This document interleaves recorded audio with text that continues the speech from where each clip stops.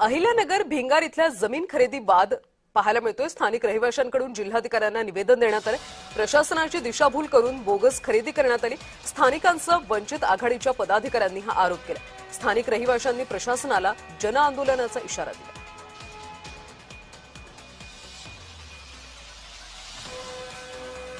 कायदेशीर जी काही खरेदी झालेली आहे, खरेदी विक्रीचा व्यवहार झालेला आहे, त्या खरेदी विक्रीवर आम्ही आक्षेप घेतलेला आहे, हरकत घेतलेली आहे। त्या वास्तविक पाहता याच्यामध्ये तहसीलदार आणि जे प्रांत अधिकारी आहेत नगर विभागाचे यांनी चुकीचे आदेश दिलेले आहेत।